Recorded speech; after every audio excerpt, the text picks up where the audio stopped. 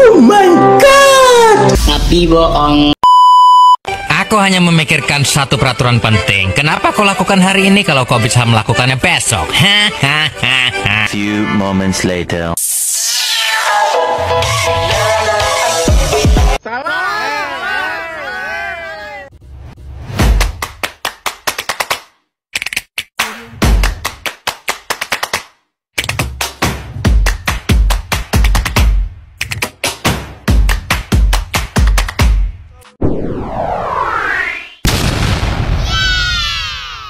Bye-bye.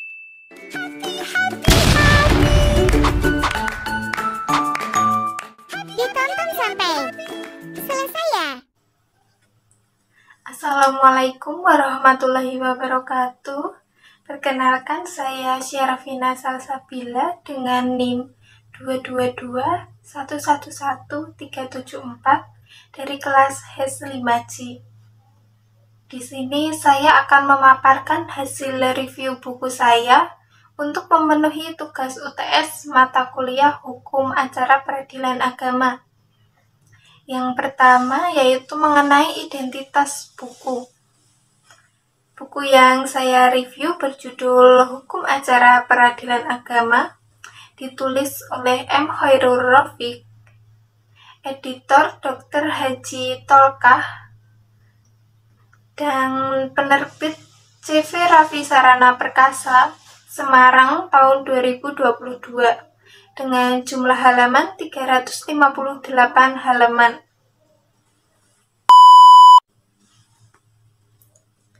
Selanjutnya, hasil review buku yang berjudul Hukum Acara Peradilan Agama karya M. Khairul Rafiq adalah sebuah karya yang sangat relevan dan penting bagi siapa saja yang ingin memahami sistem peradilan agama di Indonesia.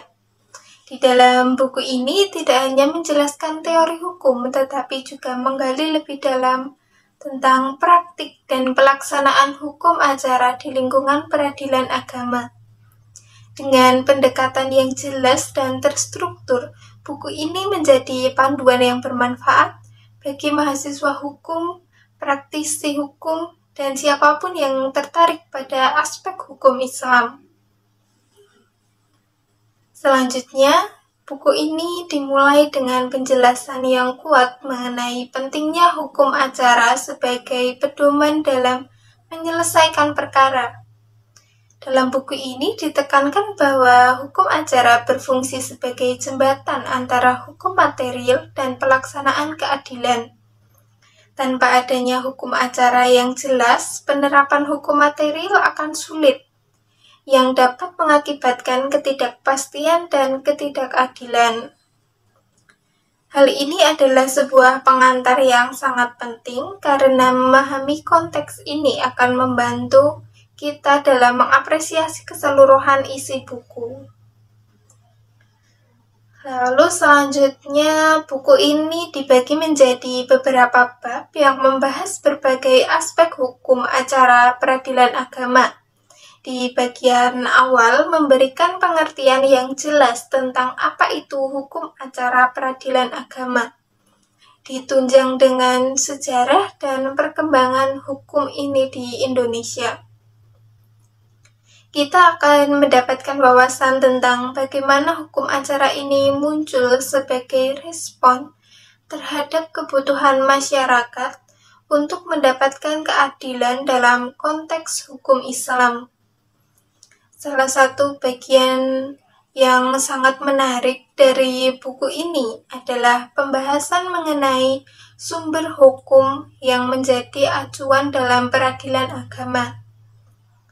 Dijelaskan secara detail tentang berbagai sumber hukum, baik yang tertulis maupun yang tidak tertulis, dan bagaimana sumber-sumber tersebut berinteraksi satu sama lain. Hal ini memberikan gambaran yang lebih komprehensif tentang bagaimana hukum acara di peradilan agama beroperasi. Di samping itu, juga membahas peran dan tanggung jawab hakim, panitera, dan jurusita dalam proses beracara, dengan menyoroti fungsi masing-masing pihak kita akan lebih memahami bagaimana proses litigasi berlangsung dan siapa saja yang terlibat di dalamnya. Hal ini adalah penjelasan yang sangat penting, terutama bagi kita yang ingin terjun ke dunia hukum, karena memahami peran masing-masing pihak adalah kunci untuk beroperasi secara efektif dalam sistem peradilan. Di dalam buku ini juga dilengkapi dengan contoh-contoh praktis dan formulir yang sering digunakan dalam proses beracara. Misalnya, contoh surat gugatan, jawaban, dan berita acara persidangan yang menjadi referensi berharga bagi mahasiswa maupun praktisi hukum.